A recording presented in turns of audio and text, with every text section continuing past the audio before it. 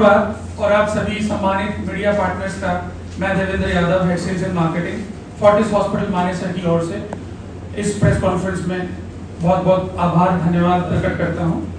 आपकी मौजूदगी हमारे लिए अत्यंत महत्वपूर्ण है और हम स्वास्थ्य से जुड़ी महत्वपूर्ण उपलब्धियों, नवचारों और चीज़ों को पहुंचाने तक आपकी मदद से एक बहुत ही सराहनापूर्ण काम करते हैं।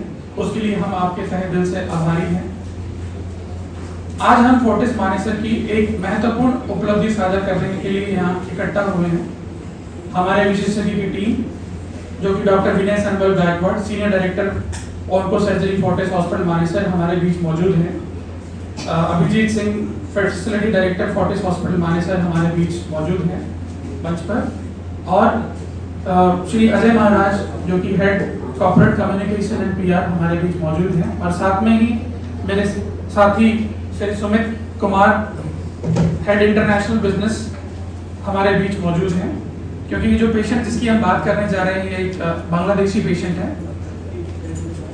यह सर्जरी रोबोटिक सर्जरी की सहायता से, रोबोटिक सिस्टम की सहायता से एक गंभीर कोलोरेक्टल कैंसर के पेशेंट का इलाज बहुत ही उन्नत उपचार जो है वो फोर्टिस मानेसर में किया गया। यह उपलब्धि हमारे उस निरंतर प्रयास को दर्शाती है जिससे कि हम अपने मरीजों को विश्व स्तरीय चिकित्सा सुविधाएं अत्याधुनिक तकनीक की सहायता से बेहतर परिणाम के साथ फोर्टिस मानेसर में देने के लिए प्रतिबद्ध हैं। आप सभी के समर्थन और महत्वपूर्ण उपलब्धियों को व्यापक रूप से साझा करने के लिए हम आपके एक बार फिर दोबारा पुनः आभारी हैं। আসসালামু আলাইকুম, আমি আকরাম হোসেন। আমার বাবা মোয়াজ্জেম হোসেন। আমরা বাংলাদেশ থেকে এসেছি। বাবা কোলন ক্যান্সারে আক্রান্ত ছিলেন। আমরা চিকিৎসার জন্য ইন্ডিয়া আসতে যাচ্ছিলাম। Delhi Fortis hospital Maneshwar recommend করে। আমরা এখানে ডক্টর বিনয় তত্ত্বাবধানে আমার বাবার অপারেশন হয়। এখন উনি আলহামদুলিল্লাহ পুরোপুরি সুস্থ আছেন। এখানে ফর্টিস হসপিটালের সেবা overall doctor team full support দিয়েছেন আমাদেরকে। তাদের সেবা পেয়ে আমরা অত্যন্ত সন্তুষ্ট। One of the main concerns rectal cancer patients have is the need for a stoma, especially temporary stoma when we are operating patients with rectal cancer. So we have been in search for a solution to this problem which many patients want to avoid the stoma creation, and finally we have come to a solution called an LPT. So we've been trained from Italy in this procedure in which we can insert this tube during the operation for rectal cancer called a low anterior resection, and by placing this tube we are able to avoid a temporary stoma which many patients, international patients, want to avoid. So we have done this patient from Bangladesh as a first patient in India, and he's done extremely well after we performed a low anterior resection and then inserted this LP tube, and the patient was discharged on the 6th post-operative day, and after removing of the LP tube, and there was no stoma and there was no complications, and he's going home with, after a smooth and uneventful recovery. So that was great news for any patient with rectal cancer who wants to avoid the stoma. ধন্যবাদ doctor Vinay sir and doctor Jyoti sir and also Fortis hospital Manesar. আসসালামু ये वही मैं तो cancer का surgeon हूँ। Cancer तो आपको पता है, कैंसर बहुत ज़्यादा बढ़ रहा है हमारे देश में भी और वर्ल्ड वाइड। और आज हम इसलिए यहाँ पे इकट्ठे हुए डिस्कस करने के लिए कि जो रेक्टल कैंसर है, आपने सुना कोलोरेक्टल कैंसर जो आंत के कैंसर है, जो लैट्रिन का रास्ते के कैंसर है, उन पेशेंट्स में आज तक थैली लग जाती है, जहाँ पे बैग लग जाते हैं, और वो हम मैनेज नहीं कर पाते, स्पेशली गांव में, सेकेंड थर्ड टियर सिटीज़ में या बैकवर्ड कंट्रीज़ में हम मैनेज नहीं कर पाते। वैसे दिल्ली में या मुंबई में ये फर्स्ट टियर सिटीज़ में फिर भी सुविधाएँ, स्टाफ है मैनेज करने, घर पे भी आ सकते हैं इसको मैनेज करने के लिए। अभी ये बैग क्या है, जो खाना हम खाते हैं, ये जो भी खाना है लैट्रिन बैग में आ जाता है यहाँ पे ऑपरेशन के बाद। अभी ये बहुत बड़ी चीज़ है। अभी काफ़ी पेशेंट मना करते हैं कि हम सर्जरी नहीं करवाएंगे, हमको इलाज नहीं करवाने, क्योंकि ये बैग हम मैनेज नहीं कर पाएंगे, हम बाहर कैसे जाएंगे, सोशल फंक्शन में कैसे जाएंगे, बदबू तो नहीं आ जाएगी, स्किन खराब तो नहीं हो जाएगी, सारे कंसर्न्स है पेशेंट के। तो काफ़ी स्पेशली यंग पेशेंट कहते हैं कि भाई हमको इलाज नहीं करना, मर जाएंगे, इससे अच्छा है कैंसर से। तो ये बहुत बहुत बिग प्रॉब्लम है हमारे लिए। हम कैसे कन्विंस कर सकते हैं पेशेंट के लिए? हम बहुत सालों से 10-20 साल से मैं इस फील्ड में हूँ और मैं हमेशा परेशान हो जाता कि पेशेंट को कैसे कन्विंस करते, कोई और तरीका नहीं क्या बिना बैग के। अभी रिसेंटली इसी साल ये एक पेटेंट हुए इटली में और हम सब रोम गए थे ये सीखने के लिए, उनके ऑपरेशन थिएटर में गए, हमने सीख लिया ये कैसे करते हैं, ये प्रोसीजर क्या है, कोई ये सेफ है क्या, ये हम कर सकते हैं इंडिया में, हम इम्प्लीमेंट कर सकते हैं कि नहीं। और वहाँ जाके ये एस्टेब्लिश हो गया कि हम कर सकते हैं। और ये फर्स्ट पेशेंट है इंडिया में, होल ऑफ इंडिया में, जो हमने, वो बांग्लादेश से पेशेंट आया, इसलिए आया बांग्लादेश से क्योंकि वो मना करते कि हम बैग नहीं लगाएंगे, हम मर जाएंगे, क्योंकि बांग्लादेश में कोई सुविधा ही नहीं है बैग मैनेज करने के लिए। इंडिया में बहुत सारी कंपनीज है जो ये सर्विस देते हैं पेशेंट को, बट बांग्लादेश में है नहीं, और बहुत सारी कंट्रीज में नहीं है, जो अफ्रीका में, मिडल ईस्ट में, बहुत सारी कंट्रीज में ये बैग मैनेज करने के लिए कोई तरीका नहीं है। तो हमने ये एक स्पेशल ट्यूब है जो यहाँ पे पड़े हैं, हम ऑपरेशन के दौरान हम ये ट्यूब पेशेंट के इंटेस्टाइन पे लगा देते हैं, और जो भी, और ब्लॉकिंग बल्ब है इसमें, बल्ब मतलब कि फूल जाता है एक हवा के साथ, वो जो भी खाना खाता है ये इस बैग से के तरीके से बाहर आ जाता है बैग में। मतलब एक जैसे यूरिन की पाइप आपने देखे, यूरिन के लिए जो बैग लगते हैं यूरो बैग करके, कैथेटर जैसे है, ये भी कैथेटर है, वो लैट्रिन बैग में कलेक्ट हो जाता है 5 डेज के लिए, 5 दिन के लिए। पेशेंट जब एडमिट है तब डिस्चार्ज से पहले हम चेक कर लेते हैं कोई लीकेज नहीं है, जो हमने जोड़ लगाया है ऑपरेशन में कोई लीकेज नहीं है। 5 दिन बाद हम वो जब लीकेज नहीं है हम बस खींच के निकाल देते हैं इसको। तो क्या हो जाता है, तो पेशेंट जब डिस्चार्ज हो जाते हैं हॉस्पिटल से, कोई बैग नहीं है, कोई थैली नहीं है, कोई कुछ नहीं है, बिल्कुल नॉर्मल जैसे खाते पीते नॉर्मल रास्ते से लैट्रिन करते हुए निकल जाते हैं।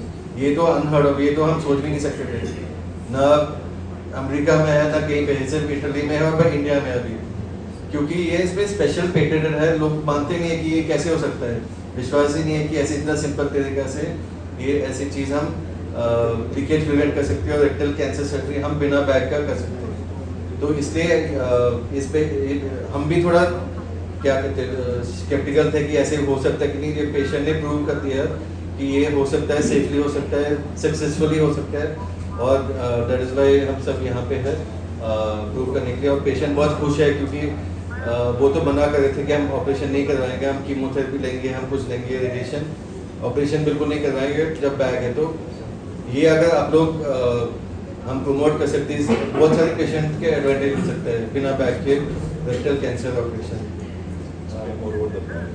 तो बैग क्या होता है ना, कोलोस्टमी बैग कहते हैं इसको, या इलियोस्टमी बैग, एक थैली है जो चिपक जाता है, हर हफ्ते में चेंज करना होता है, या रिश्तेदार कर लेते हैं घर पे, या पेशेंट खुद कर लेता है। जैसे वेस्टर्न कंट्रीज में पेशेंट खुद ही कर लेते, कोई है ही नहीं सपोर्ट करने के लिए इनको, तो ये चिपकता है स्किन के साथ और बैग भर जाता है और फिर वॉशरूम जाके वो खाली करना पड़ता है। यूजुअली बैग इसलिए लगाना पड़ता है क्योंकि जब वो इंटेस्टाइन के हिस्सा जब निकालते हैं, जोड़ लगाते हैं, रेक्टल कैंसर में वो लीकेज हो जाता है उसका, वो टिकता नहीं है क्योंकि ब्लड सप्लाई, खून का दौर ठीक नहीं है, ब्लड सप्लाई ठीक नहीं है।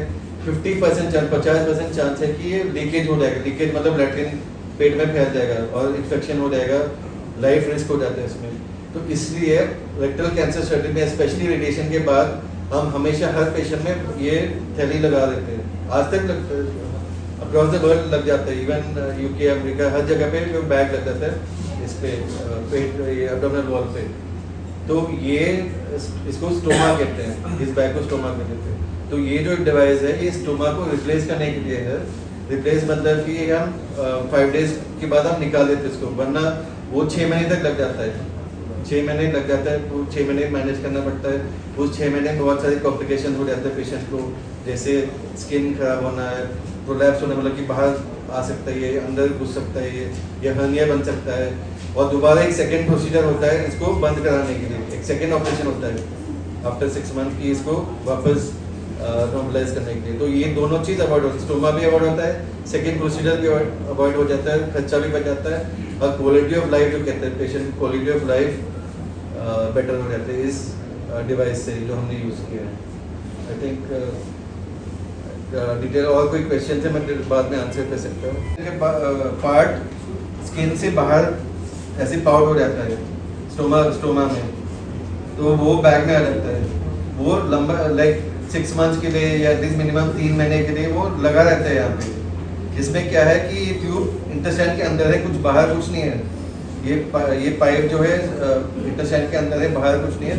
लैट्रिन इसके बाहर इसके कैथेटर के थ्रू बाहर आ जाता है, और 5 दिन सिर्फ 5 दिन बाद हम इसको खींच के बाहर निकाल लेते हैं। 5 दिन हाँ, उसके बाद नेचुरल तरीके से आएगा, क्योंकि हमने कुछ डाइवर्ट किया ही नहीं। सब नेचुरल जो एनाटॉमी है बॉडी के वो नेचुरल ही रहेगी। Nobody else can right now make another similar product. This patented and but it not in India. It's patented in Italy. It's an Italian product, not an Indian product. Not Indian. It's patented in Italy in Rome, and that now we have got it to India for the first time from there, and we are using this product in India. एक ही problem है कि usually जैसे robotic surgery हम करते हैं इसके लिए आजकल, तो रोबोटिक सर्जरी में यूजुअली 3 या 4 दिन में पेशेंट डिस्चार्ज हो जाते हैं।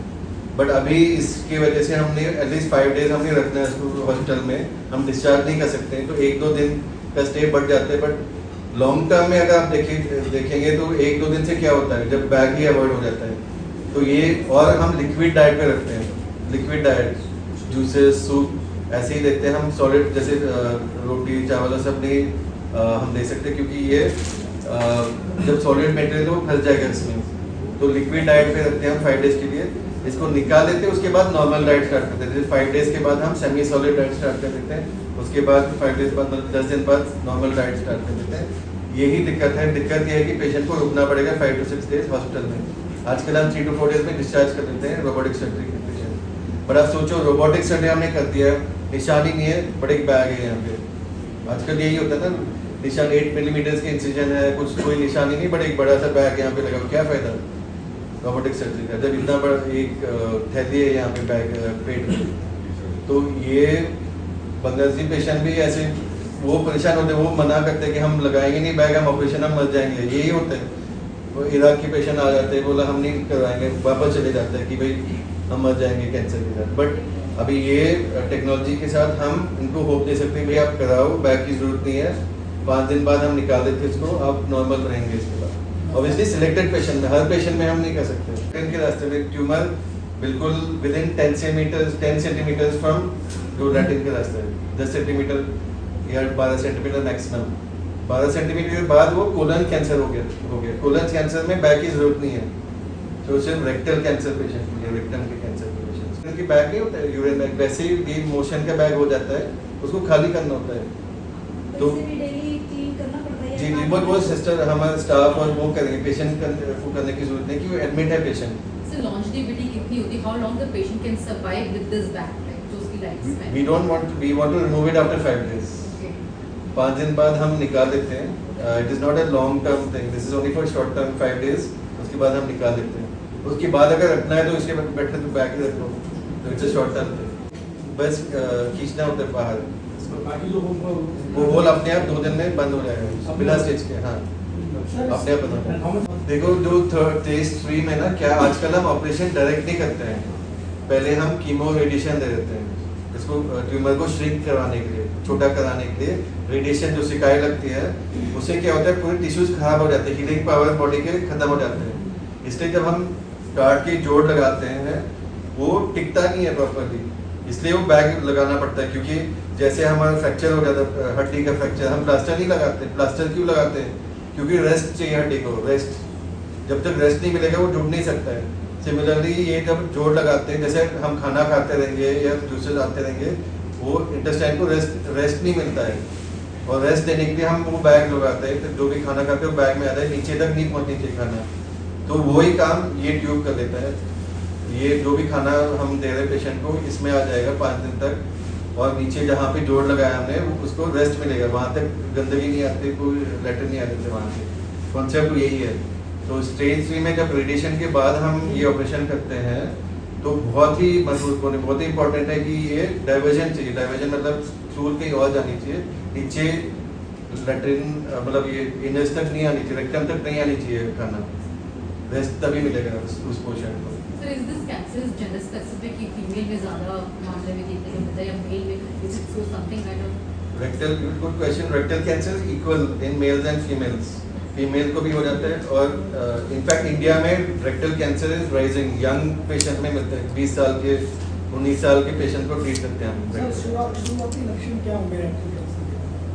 सबसे पहले जैसे पायल्स नहीं कहते, खून आ जाता है लैट्रिन में, हमको लगता है पायल्स है, तो हम लोकल कोई प्रैक्टिशनर को जाते हैं कि भाई पायल्स हो गया, कभी ट्रीटमेंट भी हो जाता है पायल्स का, बाद में 6 महीने बाद पता चलता है ये पायल्स नहीं है, फिर भी मोशन में ब्लड आ रहा है, खून आ रहा है, कभी कभी मोशन कॉन्स्टिपेशन कब्जी हो जाती है, हमको लगता है नॉर्मल कब्जी है, सब गोल ले लिए ये ले लिए, तो ये लक्षण रेक्टल कैंसर के ये ब्रीडिंग या ऑल्टर्ड बाउल हैबिट्स मतलब कि कॉन्स्टिपेशन, अचानक लूज मोशन आ गया, अचानक कॉन्स्टिपेशन आ गया, ये 2-3 महीने तक लगातार अगर ठीक नहीं हो रहा है दवाइयों से, डेफिनेटली कोलोनोस्कोपी मतलब कि दूरबीन डालते हैं लैट्रिन के रास्ते से, ये करवानी चाहिए। और रेक्टल कैंसर और colon cancer is the only preventable cancer. आपने सुना ना ब्रेस्ट कैंसर है, गांठ है, बट कोलन कैंसर इसलिए वेस्टर्न वर्ल्ड में स्क्रीनिंग होता है रेगुलर, आप 40 साल के हो जाते हैं, 45 साल के हो जाते हैं, आपको इंश्योरेंस है तो आपको करवाना ही कोलोनोस्कोपी। क्यों? क्योंकि पॉलिप्स होते हैं, गांठ बन जाते हैं वहाँ पे, जो कैंसर नहीं है वो पड़े 2-3 साल के अंदर वो बन जाता है कैंसर, पॉलिप में ट्रांसफॉर्मेशन होता है, पेनिग्रेन ट्रांसफॉर्मेशन। तो अगर उसी टाइम कोलोनोस्कोपी से आप उसको पकड़ के खींच के निकाल सकते हैं तो कैंसर प्रिवेंट हो गया, कैंसर होने से पहले आपने रोक दिए कैंसर को। तो यही कैंसर है जो कोलोरेक्टल कैंसर जो प्रिवेंटेबल है, आप रोक सकते हैं कोलन कैंसर को। बाकी कोई कैंसर में आप प्रिवेंट नहीं कर सकते। ब्रेस्ट कैंसर में गार्ड भी है तो आप रोक कैसे सकते हैं? हर गार्ड को निकाल देंगे ऑपरेशन से? नॉट पॉसिबल, वो प्रैक्टिकल नहीं है। रेक्टल कैंसर जो कीमोथेरेपी है ना, उसमें बाल नहीं झड़ता है। ये जो ब्रेस्ट कैंसर है, ओवेरियन कैंसर है, वो अलग कीमोथेरेपी है। ये कीमोथेरेपी में अलग साइड इफेक्ट्स होते हैं। जी, कीमोथेरेपी स्ट्रॉन्ग है तो बॉडी के टिश्यूज को डैमेज कर देता है अंदर, तो इसलिए जो भी हम ऑपरेशन करेंगे उसके बाद, कीमोथेरेपी के बाद हम ऑपरेशन कर रहे हैं, ऑब्वियसली हम एक्सपेक्ट नहीं कर सकते कि हीलिंग बिल्कुल 100% परफेक्ट हो सकता है, कि टूट जाएगा, इन्फेक्शन नहीं होगा, बहुत सारी चीज़ें प्रिकॉशन लेना, इसलिए ये सारी चीज़ें हम सेफ्टी पर्पसेस के लिए हम इम्प्लीमेंट करते हैं। This cancer is genetic. It is 15%, so 10 to 15% of patients it is transmitted through families. 10 से 15% चांस है कि आप उसको ट्रांसमिट कर सकते हैं अपने बच्चों को या रिलेटिव्स को, बट बाकी 85% या 90% cancers are what we call sporadic, मतलब किसी को भी हो सकता है, कोई कारण नहीं होता इसका। वेस्टर्न वर्ल्ड में हम कहते हैं कि रेड मीट जो होता है, जो हम खाते नहीं ज़्यादा इंडिया में, रेड मीट्स, प्रोसेस मीट्स, जो आप सलामी ये वो जो सॉसेज और सब खाते हैं, ये डायरेक्टली लिंक्ड है रेक्टल कैंसर को। इसलिए वेस्टर्न वर्ल्ड में ज़्यादा, इंडिया में कम है कंपैरेटिवली, क्योंकि हमारा डाइट अलग है, वहाँ पे डाइट ठीक नहीं है तो रेक्टल और कोलोरेक्टल कैंसर ज़्यादा हो जाते हैं। प्रोसेस वेस्टर्नाइज फूड हम कहते हैं कि जो रेडीमेड फूड होता है, रेडीमेड जल्दी जाके कर दिया, तो ये सब चीज़ें कोलोरेक्टल कैंसर से डायरेक्टली साइंटिफिकली प्रूवन है, ये हम गेस वर्क नहीं कर रहे, ये प्रूवन है कि red meat, process meets, smoked meets, India में भी जो जहाँ पे वो स्मोक कर लेते, ग्रिल कर लेते, ये सब उसमें कोलोरेक्टल इंसिडेंस, कैंसर इंसिडेंस ज़्यादा है। रेड मीट हम भी खाते हैं इंडिया में, खाते हैं तो होता नहीं है, होता है but comparatively it's less compared to other countries, it's less, but definitely there is colorectal cancer in India also. देखो 99% ऑफ पेशेंट पे ऑपरेशन चाहिए होता है क्योर के लिए, बट आपका सवाल सही है क्योंकि 2 स्टडीज है यूएस में जो लास्ट ईयर प्रेजेंट हुए, जो एक इम्यूनोथेरेपी है डोस्टेलुमैब करके है, जो स्पेसिफिक एमएमआर प्रोपेशन, दैट मींस एक टेस्ट करते हैं हम बायोप्सी में, अगर वो पॉजिटिव है तो उन्हें 5 पेशेंट में वो दवाई देके पूरा क्योर कर दिया। ठीक है, 5 पेशेंट में, मतलब बहुत कम नंबर है वो, हम तो पता नहीं कितने पेशेंट देखते हैं, एक वो है। दूसरी बात है कि बिल्कुल जो लैट्रिन के रास्ते के जो कंट्रोल करने के मसल्स होते हैं हमारे, जैसे हमको लैट्रिन नहीं करना है, हमने रोकना है या गैस को रोकना है, वो अगर वो कैंसर उसके अंदर घुस गया, उस मसल्स के अंदर घुस गया, तो अगर अब हमने ऑपरेशन करना है तो परमानेंट हमेशा लाइफ टाइम के लिए बैग रखते हैं यहाँ पे, क्योंकि अगर हमने बीमारी निकाल दी है तो कंट्रोल कैसे होगा? हमने जोर लगाया कंट्रोल करने का, जब हम चाहते कि नहीं, जैसे बच्चों के डायपर के वो आते रहेंगे, तो उन पेशेंट्स में एक स्टडी किया गया कि radiation, high dose radiation therapy में कई पेशेंट्स में काफ़ी अच्छा रिस्पॉन्स मिल जाता है, जिसमें वेट एंड वॉच पॉलिसी हम इम्प्लीमेंट करते हैं। अगर पेट स्कैन अपने बाद में करें रेडिएशन के बाद और उसमें बीमारी कंट्रोल में वो दिख नहीं रहे स्कैन में, तो हम क्या कहते हैं 3-3 महीने में आप चेकअप करते रहो डॉक्टर के पास कि हम सर्जरी के अवॉइड कर सकते हैं, बिना सर्जरी के इलाज हो सकता है केस का। बट उसमें बहुत एजुकेटेड पेशेंट है जो 3 महीने बाद चुपचाप आ जाए दिखाने के लिए, तभी हम वो इम्प्लीमेंट जो कैंसर है वो एक्चुअली जो सेल होते हैं बॉडी में, वो जो डेवलप हो रहे होते हैं और कुछ डीके हो रहे होते हैं, उनमें जो डीके हो रहे हैं वो ज़्यादा हो जाते हैं। मैं ऑर्डनरी भाषा में कैंसर की भाषा में, तो उसको भी जो डीके ज़्यादा हो रहा है उसको कम करने के लिए जो मेडिसिन है वो उसमें इफेक्टिव काम कर सकती है या नहीं, मतलब जो आपने अभी बताया है वो तो ठीक है, लेकिन इसमें होम्योपैथी या और आयुर्वेदिक और बहुत सारी जितनी भी मेडिसिन हैं, क्या ये इफेक्टिव हो सकती है? तो हम एक टेस्ट जो आप डीके सेल्स बता रहे हैं, कैंसर से डीके, हम एक डिफरेंट टर्मिनोलॉजी यूज करते हैं उसको, CTDNA, that mean circulating tumour cells, ठीक है। खून का टेस्ट होता है, इसमें ऑपरेशन के बाद हम करते देखने के लिए कि खून में कोई फ्रैगमेंट तो नहीं है कैंसर सेल में, जो टुकड़ा या कोई पार्ट जो अभी तक कैंसर खून में सर्कुलेट हो रहा है, इसको लिक्विड बायोप्सी कहते हैं या CTDNA, circulating tumour cell DNA। तो अगर वो पॉजिटिव है तो हम ज़्यादा कीमोथेरेपीज या इम्यूनोथेरेपी या टारगेट थेरेपी देते हैं ऑपरेशन के बाद भी। बीमारी निकाल दी हमने, फिर भी हम कहते हैं कि 6 महीने के लिए आप ये थेरेपीज ले लीजिए। रिगार्डिंग आयुर्वेदिक या होम्योपैथिक, शायद वो भी, मतलब हम तो अगेंस्ट नहीं है उसमें, शायद वो भी कामयाब है, बट एग्जैक्टली लिटरेचर नहीं है, एविडेंस नहीं है हमारे पास, तो हम डायरेक्टली रिकमेंड नहीं कर सकते। बट अगर कोई पेशेंट मेरे को कहते हैं कि भाई हम ये नेचुरल थेरेपी करवाना चाहते हैं, ये मैं बोला कि आप इन एडिशन कराओ, ये इसको मत छोड़ो, जो कीमोथेरेपी है ये तो ले ही लीजिए, इसकी इन एडिशन आपको कुछ और करवाने है तो वो भी करवा दीजिए, बट इस सब्स्टिट्यूट मत कर लीजिए, क्योंकि हमको पता है कि रिजल्ट क्या मिलेगा इसमें।